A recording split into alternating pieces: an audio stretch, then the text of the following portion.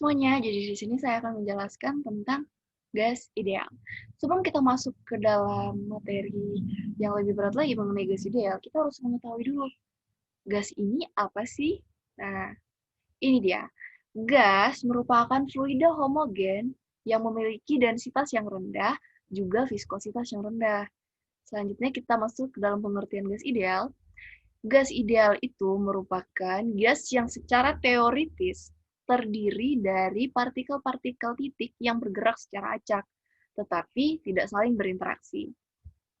Nah, untuk sifat-sifatnya, yang pertama, volume yang ditempati oleh molekul itu tidak akan mempengaruhi volume yang ditempati oleh gas. Yang kedua, tidak ada gaya tarik-menarik antar molekul maupun antar molekul dan di dinding wadah. Saya ulangi, yang ketiga, saat terjadi tumbukan antar molekul, tidak ada energi internal yang berkurang. Selanjutnya kita masuk ke hukum-hukum yang berhubungan. Hukum-hukum yang berhubungan adalah hukum Boyle, hukum Charles, hukum Avogadro. Nah, dari ketiga hukum ini, versus penggabungan ketiga hukum ini, akan didapatkanlah rumus dari gas ideal tersebut. Oke, ini untuk sistematika rumusnya dari awal hingga akhir hingga didapat rumus gas ideal itu. Ini ada contoh soalnya, kalian bisa lihat di sini. Dan ada cara penyelesaiannya juga. Selanjutnya, kita masuk ke massa jenis. Massa jenis itu didefinisikan sebagai massa gas per satuan volume. Nah, di sini ada contoh soalnya. Nah, untuk mencari keterangan yang ada dalam rumusnya, itu kita bisa lihat di tabel 33/1 yang ada di sebelah cara pengerjaannya. Selanjutnya kita masuk ke teori kinetik gas. Teori kinetik gas itu merupakan teori yang berusaha menjelaskan sifat gas secara makroskopik seperti tekanan, suhu, volume, dan lain-lain. Nah, ini untuk rumusnya. Berdasarkan hukum Avogadro, bagaimana hukumnya itu dibentuk, bagaimana rumusnya itu dibentuk sehingga menghasilkan rumus ya sama seperti tadi, PV sama dengan N R kali T. Sekarang kita masuk ke campuran gas ideal. Campuran gas ideal itu merupakan kombinasi antara dua komponen atau lebih komponen gas ya yang dimaksud di sini. Nah, ini adalah hukum-hukum yang berhubungan.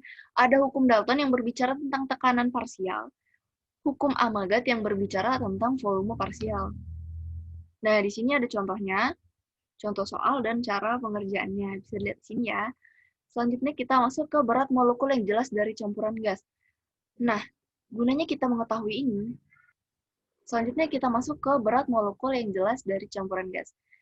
Nah, tujuan kita mengetahui berat molekulnya ini supaya kita dapat memperkirakan berat molekul sesuai dengan komposisinya, seperti itu. Untuk cara pengerjaannya dan rumusnya dari sini.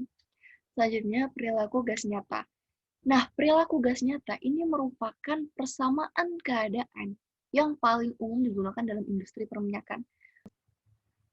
Nah, di sini ada beberapa persamaan yang digunakan, yaitu persamaan kompresibilitas keadaan, the law of corresponding states, persamaan kompresibilitas untuk campuran gas, properti pseudokritis dari heptana+, sifat pseudokritis gas jika komposisinya tidak diketahui, dan terakhir pengaruh komponen non-hidrokarbon.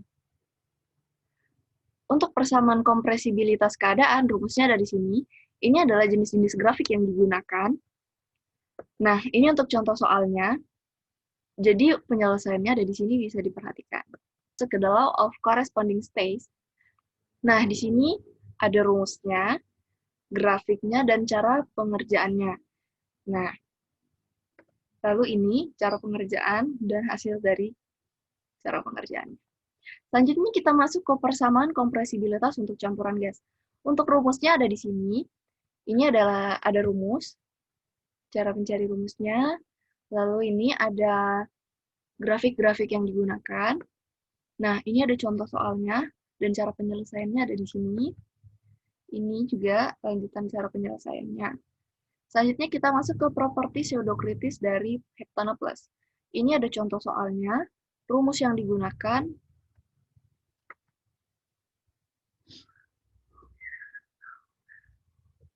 Selanjutnya kita masuk ke properti pseudokritis dari heptanaples.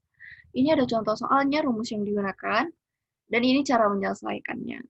Selanjutnya kita masuk ke sifat pseudokritis gas jika komposisinya tidak diketahui. Nah, di sini ada rumus dan cara pengerjaannya serta grafiknya. Ini